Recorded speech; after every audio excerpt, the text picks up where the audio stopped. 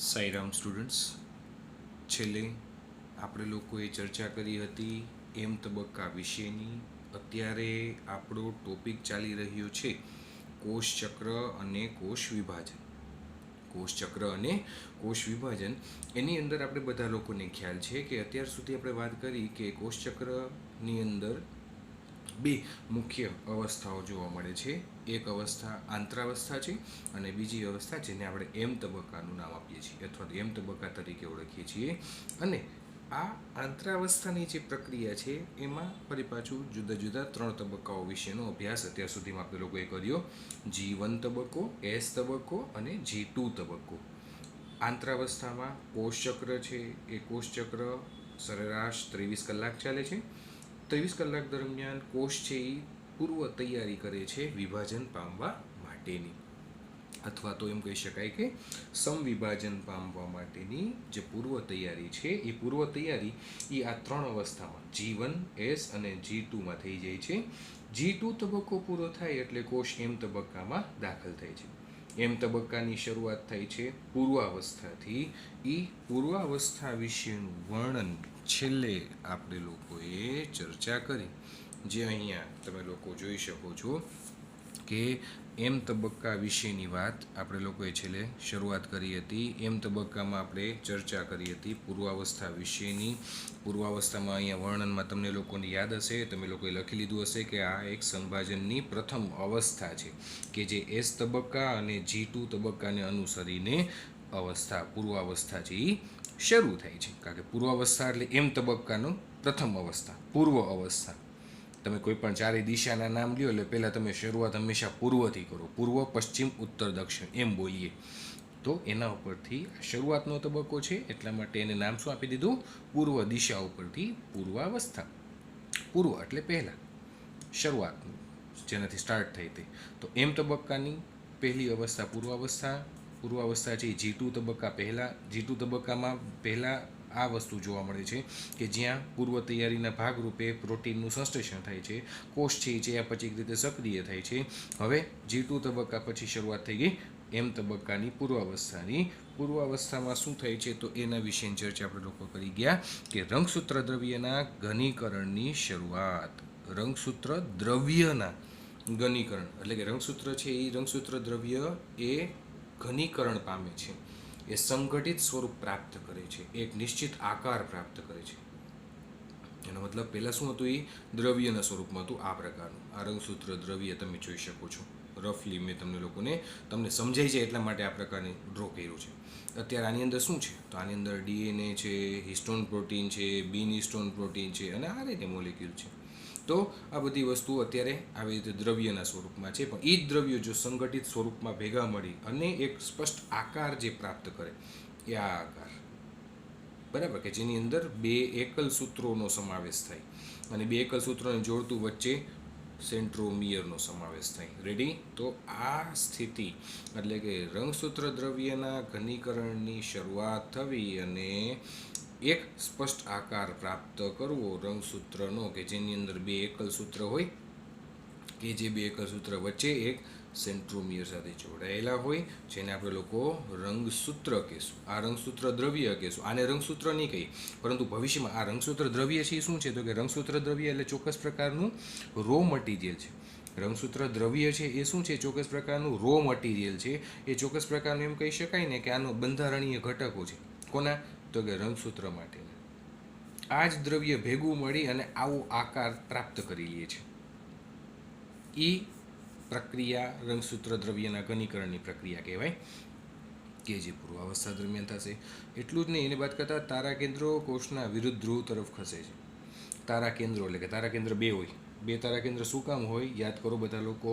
તો આપણે અગાઉ ચર્ચા કરી ગયા કે જ્યારે એસ તબક્કો ચાલુ હોય તો એ એસ સંશ્લેષણાત્મક તબક્કા દરમિયાન તારા કેન્દ્ર બેવડાશે અને તારા કેન્દ્ર બેવડાયા પછી બંને તારા કેન્દ્ર હંમેશા એકબીજાની વિરુદ્ધ ધ્રુવ તરફ ખસે. વિરુદ્ધ એટલે એકબીજાથી ઓપોઝિટ સાઈડ.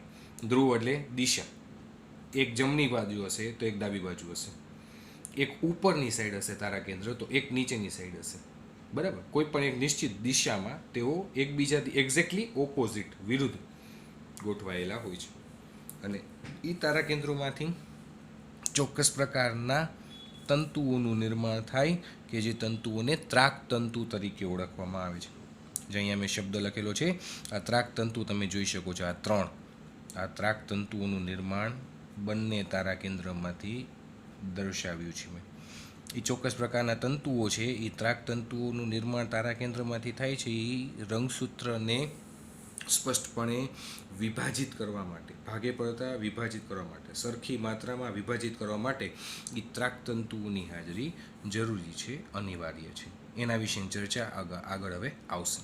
તો પૂર્વાવસ્થામાં આ ફેરફારો થાય છે અને પૂર્વાવસ્થા પૂરી થાય એના અંત સુધીમાં આટલી અંગિકાઓ ગોલ્ગી પ્રસાધન, અંતઃકોષ જાળ, કોષકેન્દ્ર પટલ અને કોષકેન્દ્રિકા છે એ દેખાતી નથી, એટલે કે અવનત પામે છે, લુપ્ત થઈ જાય છે. તો આટલા ફેરફારો પૂર્વાવસ્થા દરમિયાન જોવા મળે છે અથવા તો આવે છે.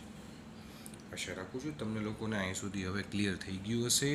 હવે આપણે ચર્ચા કરવાની છે પૂર્વાવસ્થા પછીની બીજા નંબરની અવસ્થા, એટલે ભાજનાવસ્થા. તો જુઓ બધા લોકો,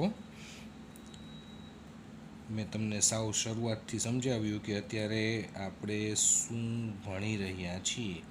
આપણે અત્યારે કોષચક્ર અને કોષ વિભાજન ટોપિક ચાલુ છે. એની અંદર કોષ વિભાજનના બે અવસ્થાઓ, આંતરાવસ્થા અને એમ તબક્કો. એમ તબક્કાના બધા જ જે પેટા અવસ્થાઓ છે એ બધી વસ્તુ એક જ કલાકની અંદર થઈ જાય છે.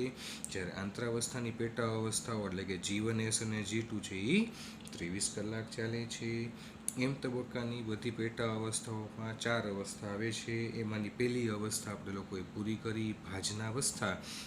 પૂર્વાવસ્થા. હવે આપણે વાત કરવાની છે ભાજનાવસ્થા વિશેની, અને મેં તમને અત્યારે એ પણ સમજાવ્યું કે છેલ્લા લેક્ચર દરમિયાન આપણે શું જોયું હતું, પૂર્વાવસ્થામાં કયા પ્રકારના ફેરફારો આવ્યા હતા.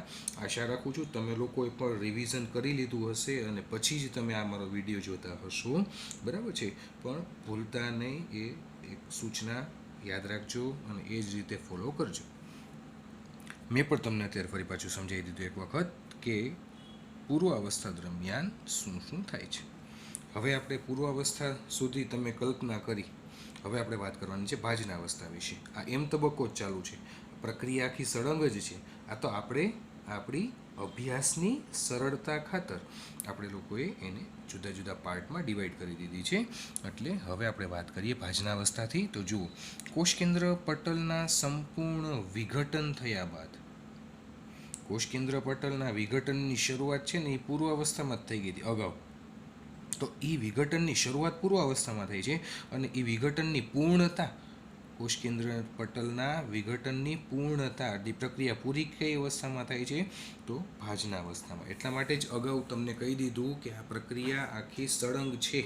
તમે એક્ઝેક્ટલી એમ ન બોલી શકો કે આ જ અવસ્થામાં આટલું જ થાય અને આ અવસ્થામાં આટલું જ થશે, આટલા જ ફેરફારો આવશે, બરાબર છે. દાખલા તરીકે મેં તમને હમણાં જ કીધું કે કોષકેન્દ્ર પટલનું જો અહીંયા લખ્યું છે સંપૂર્ણ વિઘટન થયા બાદ સંવિભાજનની બીજી અવસ્થાની શરૂઆત થઈ છે, બરાબર છે. તો એ અવસ્થા એટલે ભાજનાવસ્થા. આ અવસ્થામાં રંગસૂત્રો કોષના કોષરસમાં ફેલાઈ જાય છે. ભાજનાવસ્થા દરમિયાન આ અવસ્થામાં રંગસૂત્રો શું કરે છે, કોષના કોષરસમાં ફેલાઈ જાય છે. કોષના કોષરસમાં એટલા માટે ફેલાઈ જાય કારણ કે કોષ રંગસૂત્રો હોય ક્યાં, રંગસૂત્રો કોષ કેન્દ્રમાં હોય. હવે એ કોષ કેન્દ્રમાં હોય, એ કોષ કેન્દ્ર ઉપરનું પટલ છે એ સંપૂર્ણપણે વિઘટન પામે તો શું થાય, તો કોષ કેન્દ્ર પટલ જો સંપૂર્ણપણે વિઘટન પામે તો બધા જ રંગસૂત્ર છે એ કોષરસમાં ફેલાઈ જશે. ઉદાહરણ તરીકે ટેક્સ્ટબુકમાં તમને સાઈડમાં આકૃતિ પણ આપેલી છે તમારા નોલેજ માટે, એટલે તમે એ આકૃતિ જોશો ને તો પણ તમને બહુ સરસ રીતે સમજાઈ જશે. અહીં તમે એક કોષ જુઓ છો, કોષની અંદર આ કોષ કેન્દ્ર જુઓ છો, કોષ કેન્દ્ર ઉપર આ બેવડું પટલ, કોષ કેન્દ્ર પટલ દેખાય છે આકૃતિમાં. એ પ્રારંભિક પૂર્વાવસ્થા તરીકે સમજાવ્યું છે. અને પૂર્વાવસ્થા, અંત્ય પૂર્વાવસ્થા એટલે કે પૂર્વાવસ્થા પૂરી થઈ છે ત્યાં સુધીમાં જુઓ આ કોષ કેન્દ્ર પટલ છે ને એ કિનારીના ભાગેથી લગભગ અવનત પામ્યું છે, વિઘટન પામ્યું છે. એટલે કોષ કેન્દ્ર પટલ છે ને આમ કરતાં કરતાં સંપૂર્ણપણે વિઘટન પામે, અને એ કોષ કેન્દ્ર પટલ સંપૂર્ણપણે વિઘટન પામે એટલે મધ્યાવસ્થાની શરૂઆત થઈ જાય, અથવા તો જેને આપણે ભાજનાવસ્થાની સંક્રાંતિ અવસ્થા તરફ જાય છે એવું કહી શકીએ. તો અહીંયા તમે જુઓ તો અહીંયા 1 2 3 ને 4 આ 4 રંગસૂત્ર છે એ અલગ પડી ગયા છે, છૂટા પડી ગયા. શું કામ? તો કે પહેલાં એ 4 રંગસૂત્ર જુઓ કોઈની અંદર હતા, એ 4 રંગસૂત્ર છે એ આ કોષ કેન્દ્રની અંદર હતા. કોષ કેન્દ્રની અંદર શું કામ હતા? તો કે કોષ કેન્દ્રની ફરતે કોષ કેન્દ્ર પટલ હતું. હવે અહીંયા આપણને શું કીધું છે ભાજના અવસ્થામાં કે કોષ કેન્દ્ર પટલ સંપૂર્ણ વિઘટન થયા બાદ કોષ કેન્દ્ર પટલનું વિઘટન થઈ જાય તો શું થાય? તો આ બધા રંગસૂત્રની ફરતે આવેલું જે આ કોષ કેન્દ્ર પટલ છે એ વિઘટન પામ્યું, તો રંગસૂત્ર બધા બહાર નીકળી જશે, રંગસૂત્ર બધા છૂટા પડી જશે. એ રંગસૂત્ર ક્યાં જાય? તો કે એ રંગસૂત્ર સમગ્ર કોષરસમાં પ્રસરી જાય છે. દાખલા તરીકે અહીંયા 4 રંગસૂત્ર દર્શાવ્યો તો 4 રંગસૂત્ર કોષરસમાં ફેલાઈ ગયા, પ્રસરી ગયા. અને આ બે રચના તમે જોઈ રહ્યા છો, આ 1 અને આ 2, જેમાંથી આ સૂર્યના કિરણો નીકળતા એવી રચના દેખાય છે આકૃતિમાં. તમારી ટેક્સ્ટબુકની આકૃતિમાં જોજો એટલે તમને ખ્યાલ આવે. એક આ રચના અને એક આ રચના, બરાબર છે. એ બે રચના હવે તમે કહી શકશો કે એક્ઝેક્ટલી શું છે? એ બંને રચના બીજું કંઈ નથી પરંતુ બંને રચના એકબીજાની વિરુદ્ધ ધ્રુવ તરફ છે. અને બંને રચના જે એકબીજાની વિરુદ્ધ ધ્રુવ તરફ છે એને આપણે શું નામ આપતા હતા? તો તારા કેન્દ્ર.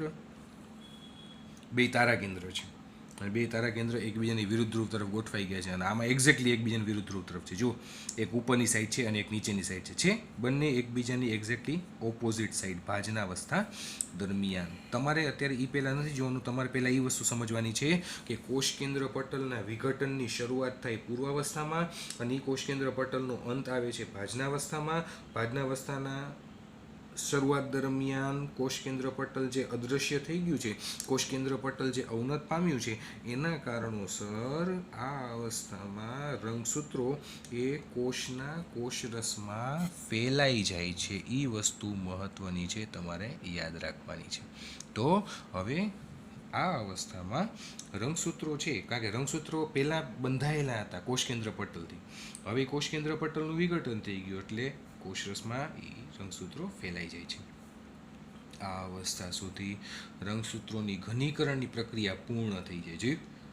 આ અવસ્થા સુધી રંગસૂત્રોની ઘનીકરણ પ્રક્રિયા પૂર્ણ થઈ. એનો મતલબ રંગસૂત્રની ઘનીકરણ પ્રક્રિયા શરૂઆત ક્યાંથી થઈ હતી? તો પૂર્વાવસ્થાથી. એ ઘનીકરણ પ્રક્રિયા પૂર્ણ ક્યાં થઈ? ભાજનાવસ્થામાં.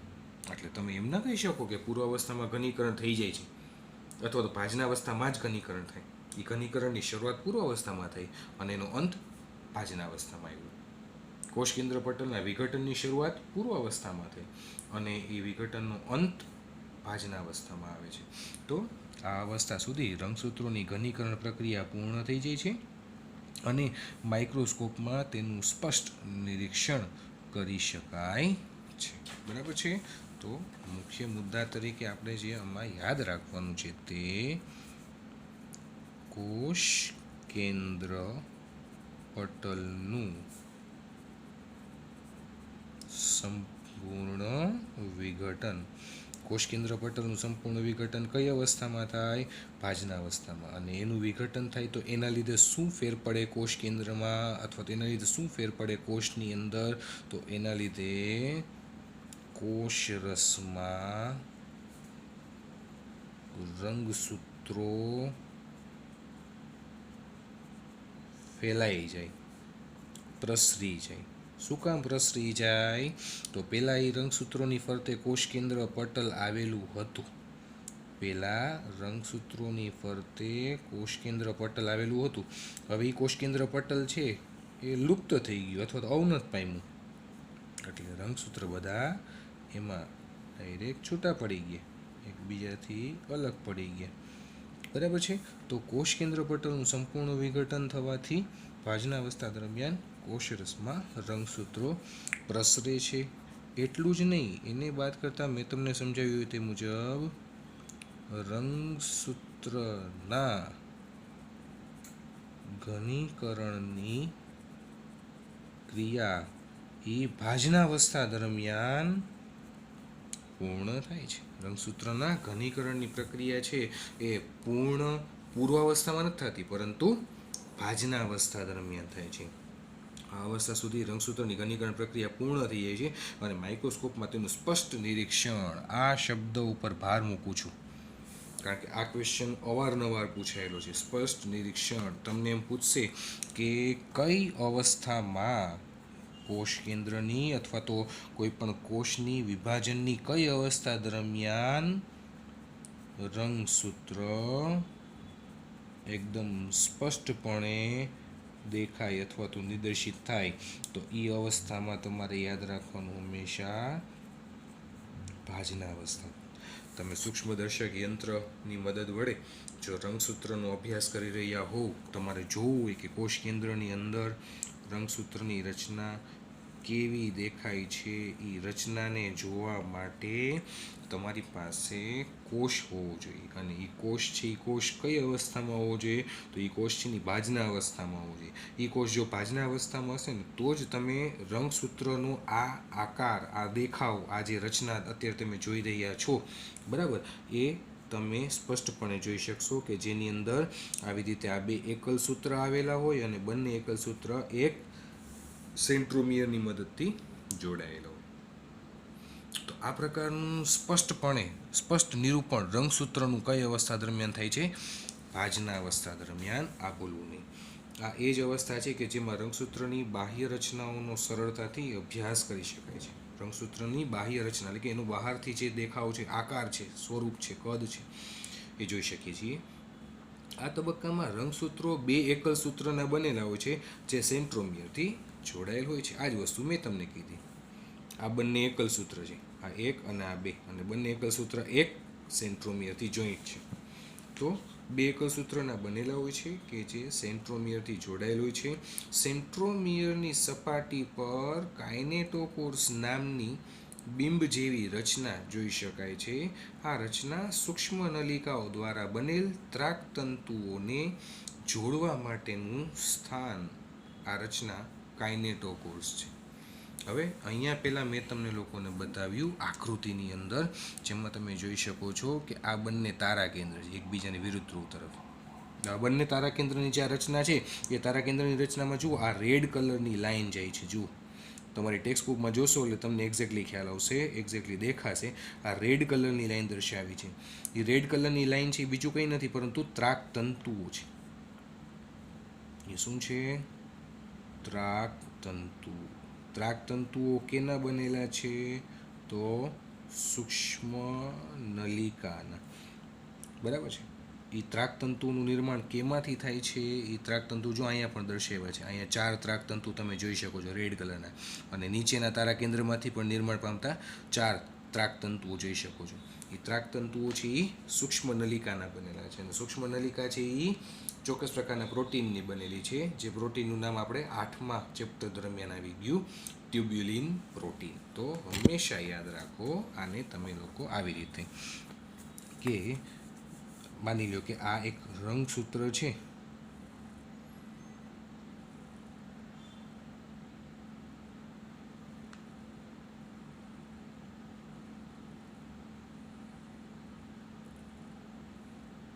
ઉદાહરણ તરીકે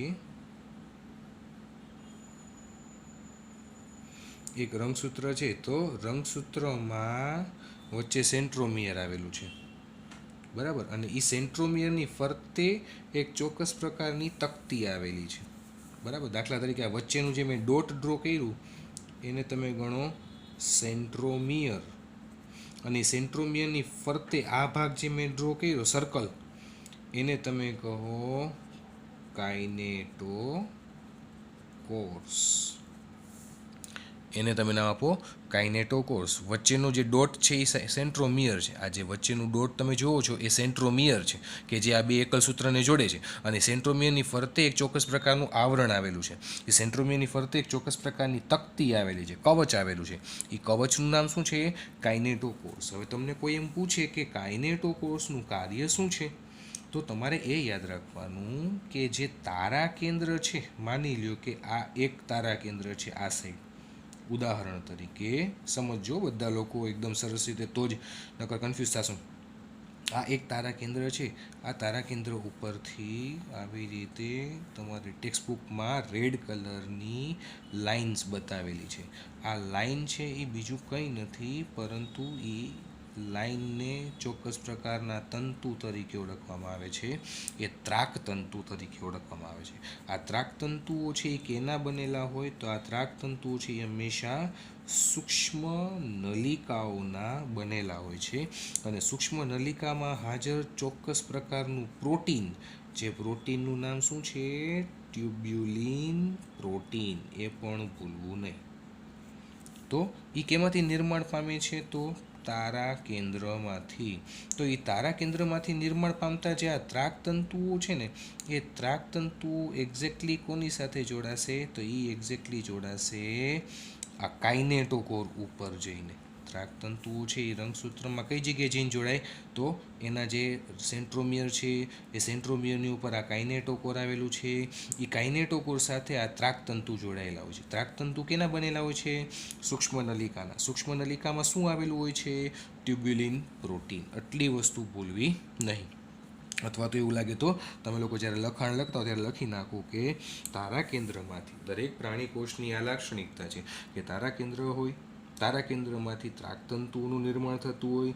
એ ત્રાકતંતુઓ હંમેશા રંગસૂત્રો ઉપર આવેલો જે સેન્ટ્રોમિયર છે એ સેન્ટ્રોમિયરની ફરતે આવેલું જે આ કાઇનેટોકોર છે, તકતી આકારની રચના, એ કાઇનેટોકોર સાથે આ ત્રાકતંતુ, બરાબર છે, આ ત્રાકતંતુ છે એ જઈને જોડાઈ જાય છે. એ ત્રાકતંતુ છે એ શું છે? તો કે સૂક્ષ્મ નલિકાના બનેલા હોય છે. સૂક્ષ્મ નલિકા છે એ શું છે? તો કે ટ્યુબ્યુલિન પ્રોટીનની બનેલી નલિકામય રચના છે. આટલી વસ્તુ તમારે યાદ રાખવાની છે. અત્યારે ફરી પાછું જોઈએ આગળ. તો સેન્ટ્રોમિયરની સપાટી પર, જુઓ કહી દીધું, સેન્ટ્રોમિયરની સપાટી પર કાઇનેટોકોર્સ નામની બિંબ જેવી રચના જોઈ શકાય છે. આ રચના સૂક્ષ્મ નલિકાઓ દ્વારા બનેલ ત્રાકતંતુઓને જોડવા માટેનું સ્થાન. આ રચના સૂક્ષ્મ નલિકાઓ દ્વારા બનેલ ત્રાકતંતુઓને જોડાવા, એનો મતલબ ત્રાકતંતુ એ સૂક્ષ્મ નલિકાના બનેલા ત્રાકતંતુઓ છે એ એના ઉપર જોડાય છે. કઈ રચના ઉપર જોડાય છે? તો કાઇનેટોકોર્સ ઉપર જઈને જોડાય છે. કાઇનેટોકોર્સ કોના ઉપર આવેલું છે? તો સેન્ટ્રોમિયર ઉપર આવેલું છે. તો દરેક રંગસૂત્રમાં સેન્ટ્રોમિયર તો હોય જ. દરેક રંગસૂત્રની અંદર સેન્ટ્રોમિયર હોય. સેન્ટ્રોમિયરની ઉપર, સેન્ટ્રોમિયરની ફરતે કાઇનેટોકોર આવેલું હોય. અને એ કાઇનેટોકોર સાથે શું જોડાય? તો એ કાઇનેટોકોર સાથે ત્રાકતંતુ જોડાશે. ત્રાકતંતુ કેમાંથી નિર્માણ પામે પૂછે તો આ ત્રાકતંતુ હંમેશા તારા કેન્દ્રમાંથી નિર્માણ પામે છે. જુઓ, તારા કેન્દ્રમાંથી બને છે અને એ ત્રાકતંતુ રંગસૂત્રના સેન્ટ્રોમિયર ઉપર આવેલા કાઇનેટોકોર સાથે જઈને જોડાય છે. ત્રાકતંતુ શેના બનેલા છે? સૂક્ષ્મ નલિકાના. સૂક્ષ્મ નલિકા શેની બનેલી છે? તો ટ્યુબ્યુલિન પ્રોટીનની. આવી રીતે યાદ રાખશું આપણે લોકો. ફરી પાછું જોઈએ વર્ણનમાં. તો આ રચના સૂક્ષ્મ નલિકાઓ દ્વારા બનેલ, જોયું, સૂક્ષ્મ નલિકાઓ દ્વારા બનેલ ત્રાકતંતુઓને, સૂક્ષ્મ નલિકાઓ દ્વારા બનેલ ત્રાકતંતુઓને જોડાવા માટેનું સ્થાન કે જેને કાઇનેટોકોર્સ કહે છે. ત્રાકતંતુઓ રંગસૂત્રના સેન્ટ્રોમિયર સાથે જોડાઈને, આ સેન્ટ્રોમિયર અહીંયા લખ્યું છે, ખોટું નથી, કારણ કે સેન્ટ્રોમિયર સાથે એક્ઝેક્ટલી આપણે વાત કરીએ તો સર સેન્ટ્રોમિયર સાથે નથી જોડાતું, પરંતુ તમે એમ કહી શકો કે સેન્ટ્રોમિયર ઉપર આવેલું કાઇનેટોકોર છે એની સાથે જોડાય છે. પણ એ અલ્ટિમેટલી એમ કહી શકાય કે એ સેન્ટ્રોમિયર એમાં આવી જ ગયું, કારણ કે કાઇનેટોકોર સાથે જોડાય કે સેન્ટ્રોમિયર સાથે જોડાય, વસ્તુ તમારે રંગસૂત્ર સાથે ત્રાકતંતુ જોડાય છે એ તમારે ધ્યાનમાં રાખવાનું છે, માન્ય રાખવાનું છે. તો ત્રાકતંતુઓ રંગસૂત્રોના સેન્ટ્રોમિયર સાથે જોડાઈને રંગસૂત્રોને કોષના મધ્ય વિસ્તારમાં ગોઠવે છે. એના માટે બહુ જ સરસ રીતે તમને સમજાવો, તમારે બીજું કંઈ નથી જોવાનું, આ બે આકૃતિને તમે કમ્પેર કરાવો, આ બંને આકૃતિમાં શું ફરક છે એ જુઓ, એટલે તમને બહુ જ ઇઝીલી ખ્યાલ આવી જશે. બંને આકૃતિમાં ફરક શું છે? તો એક આકૃતિ, જે ઉપરની આકૃતિ જે છે, બરાબર, મધ્યાવસ્થા, ભાજનાવસ્થાની મધ્યાવસ્થા, કે જે એક્ઝેક્ટલી ભાજનાવસ્થાની શરૂઆત નથી થઈ, બરાબર. તો આમાં તમે જોઈ શકો છો કે 4 રંગસૂત્ર છે, પણ ચારે 4 રંગસૂત્ર જુઓ અસ્તવ્યસ્ત રીતે પ્રસરેલા છે, આડાવડા. અને એ જ વસ્તુ હવે તમે જુઓ અહીંયા આકૃતિમાં, તો ચારે 4 રંગસૂત્ર સરસ રીતે એક હરોળમાં આવીને ગોઠવાઈ ગયા, એક લાઇનમાં આવીને ગોઠવાઈ ગયા. બસ ફરક આટલો જ છે, બીજો કોઈ ફરક નથી. તારા કેન્દ્ર ઉપરની આકૃતિમાં 2 છે, આ આકૃતિમાં 2 જ છે. ત્યારબાદ ત્રાકતંતુઓ જોઈ શકો છો તમે લોકો, બંનેમાંથી 4 નીકળે છે. અહીંયા બંનેમાંથી 4 ત્રાકતંતુ નીકળતા દર્શાવ્યા છે. બધી વસ્તુ સેમ છે. ફર્ક માત્ર ફર્ક તમારે એમ કહી શકાય એટલો છે કે સર ઉપરની જે આકૃતિ છે એમાં જે આ ચાર તારા કેન્દ્રો છે એ ચારે ચાર તારા કેન્દ્ર એકબીજાથી અસ્તવ્યસ્ત રીતે પ્રસરેલા સ્વરૂપે ગોઠવાયેલા જોવા મળે છે. જ્યારે અહીંયા તમે જોઈ શકો છો કે એકબીજા સાથે રહીને એક સરસ મજાની હરોળ બનાવી છે, એક લાઇનમાં ગોઠવાઈ ગયા છે. અને એને એક લાઇનમાં ગોઠવ્યા કોણે? તો એને એક લાઇનમાં ગોઠવ્યાનું મુખ્ય શ્રેય કોને જાય છે? તો એ જાય છે આ ત્રાકતંતુઓને. ત્રાકતંતુઓ શું કરે? એને પકડી રંગસૂત્રોને અને એક લાઇનમાં ગોઠવી દે. અથવા તો એમ કહી શકાય કે જે કોષ હોય ને એ કોષનો જે મધ્ય ભાગ હોય ને, જેને આપણે લોકો એમ કહી શકીએ કે ભાઈ પૃથ્વીનું વિષુવવૃત્તીય તલ, બરાબર, આ મધ્ય ભાગ અથવા તો આને વિષુવવૃત્તીય પ્રદેશ પણ તમે કહી શકો. તો એ વિષુવવૃત્તીય તલ પર બધા જ રંગસૂત્રને એક હરોળમાં એક લાઇનમાં ગોઠવી અને મૂકી દી, કે જે બધા રંગસૂત્ર પહેલાં આડા અવળા હતા, બરાબર છે, હવે એ એક સરસ રીતે એક હરોળમાં ગોઠવાઈ ગયા, બરાબર છે. તો આપણા ક્લાસ જેવું જ સમજો કે ભાઈ જ્યાં સુધી ક્લાસમાં સર ન આવ્યા હોય ત્યાં સુધી તમે લોકો કેવા તમારા ગ્રુપ સાથે, ફ્રેન્ડ સર્કલ સાથે અલગ અલગ બેન્ચીસ ઉપર બેઠા હો. અમુક બેન્ચ ઉપર ચડીને બેઠા હોય, અમુક બેન્ચ ઉપર બેઠા હોય, અમુક બેન્ચની નીચે બેઠા હોય, અમુક ગ્રુપમાં બેઠા હોય, એકાદ બે છૂટાછવાયા બેઠા હોય, એકાદ બે બબેના ગ્રુપમાં બેઠા હોય, કેવા રેન્ડમલી તમે લોકો બેઠા હો અસ્તવ્યસ્ત રીતે પ્રસરેલા આખા ક્લાસમાં. અને જેવા ક્લાસમાં સર આવે એટલે કેવા બધા લોકો એકદમ વ્યવસ્થિત રીતે પોતપોતાની જગ્યા ઉપર, બરાબર, સરસ રીતે બેસી જાઓ એક હરોળમાં એક લાઇનમાં. બસ એ જ વસ્તુ આમાં છે, બરાબર છે. આ તો એક તમને રેન્ડમ ઉદાહરણ આપ્યું કે પહેલાં એ અસ્તવ્યસ્ત હતા, હવે એ વ્યવસ્થિત રીતે ગોઠવાઈ ગયેલા જોવા મળે છે. તો એ કાર્ય કોનું છે કે એને એક હરોળમાં ગોઠવે છે? એ અહીંયા સમજાવવા માગું છું કે ત્રાકતંતુઓ રંગસૂત્રના સેન્ટ્રોમિયર સાથે જોડાઈને કામ શું કરે છે? તો કે રંગસૂત્રોને કોષના મધ્ય ભાગે વિષુવવૃત્તીય પ્રદેશમાં મધ્ય ભાગે ગોઠવે છે. પ્રત્યેક રંગસૂત્રનું એક એકલ સૂત્ર એક ધ્રુવ તરફ ત્રાકતંતુ દ્વારા પ્રત્યેક રંગસૂત્રનું એક એકલ સૂત્ર, દરેક રંગસૂત્રની અંદર એકલ સૂત્ર કેટલા છે? 2. દરેક રંગસૂત્રમાં આ એક રંગસૂત્ર છે બ્લુ કલરનું, તેમાં જુઓ એકલ સૂત્ર કેટલા દેખાય છે? આ ઉપરનું એક અને આ નીચેનું એક, ટોટલ 2. તો પ્રત્યેક રંગસૂત્રનું એક એકલ સૂત્ર એક ધ્રુવ તરફ ત્રાકતંતુ દ્વારા પોતાના કાઇનેટોકોર્સ વડે જોડાઈ જાય છે. જ્યારે તેનું બીજું એકલ સૂત્ર ત્રાકતંતુ વડે પોતાના કાઇનેટોકોર્સ સાથે વિરુદ્ધ ધ્રુવથી જોડાયેલ છે, જે મધ્યાવસ્થાની ઓળખ છે એમ કહી શકાય. ટૂંકમાં જે આ એક જ રંગસૂત્ર છે બ્લુ કલરનું, જુઓ ફરી પાછું, તો એનું ઉપરની તરફનું જે એકલ સૂત્ર છે, આ એક આખું તમે રંગસૂત્રને કન્સિડર કરો તો એનું ઉપરની તરફનું જે આ એકલ સૂત્ર છે એ ઉપરની તરફનું એકલ સૂત્ર આ ધ્રુવ તરફનું છે, અને નીચેની તરફનું જે એકલ સૂત્ર છે એ આ ધ્રુવ તરફનું કહેવાય, એવું કહેવા માગે છે. અથવા તો બીજી રીતે તમને લોકોને સમજાવું છે, આ ટેક્સ્ટ બુકમાં તમને બ્લુ રંગસૂત્ર આપ્યું છે એ એક જ હું રંગસૂત્ર ડ્રો કરું છું એટલે તમને સમજવામાં સરળતા એ જુઓ આ રીતે.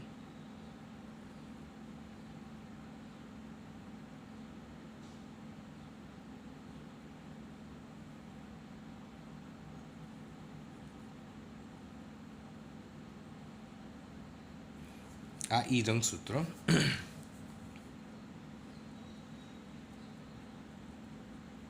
આ કાઇનેટોકોર, અને વચ્ચે જે હું ટપકું ડ્રો કરું છું એ સેન્ટ્રોમિયર.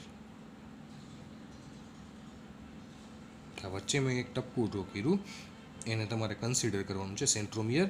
આ એની ઉપર આવેલું કાઇનેટોકોર, આ આખું એક રંગસૂત્ર. હવે તમે વિચાર કરો તમારી ટેક્સ્ટ બુકની આકૃતિ પ્રમાણે જ આપણે જઈએ તો આને તમે લોકો એક તારા કેન્દ્ર તરીકે લ્યો, તો બીજું તારા કેન્દ્ર એક્ઝેક્ટલી ક્યાં હોય? એની ઓપોઝિટ સાઈડ, એની વિરુદ્ધ ધ્રુવમાં, વિરુદ્ધ દિશામાં.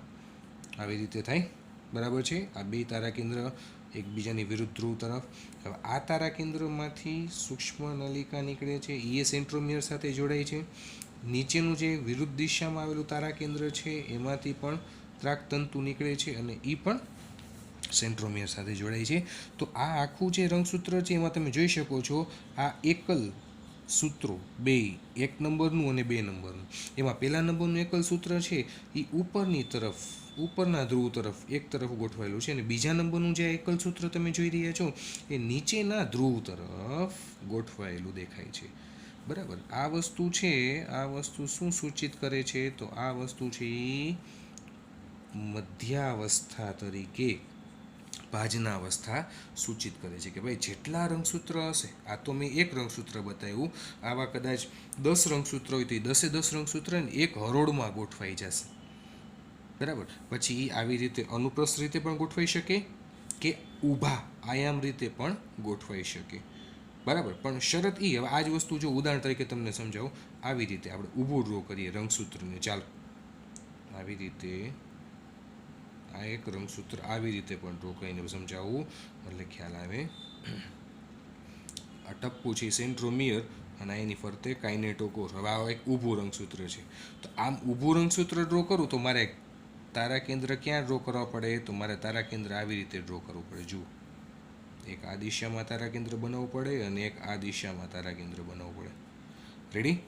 તો આ તારા કેન્દ્રમાંથી નીકળતું આ ત્રાકતંતુ, આ તારા કેન્દ્રમાંથી નીકળતો આ ત્રાકતંતુ. ત્રાકતંતુ છે આ બંને. બરાબર. બંને ત્રાકતંતુ છે એ કેના બનેલા છે? તો કે સૂક્ષ્મ નલિકાના બનેલા છે. સૂક્ષ્મ નલિકામાં શું આવેલું હોય? તો કે ટ્યુબ્યુલિન પ્રોટીન આવેલું હોય.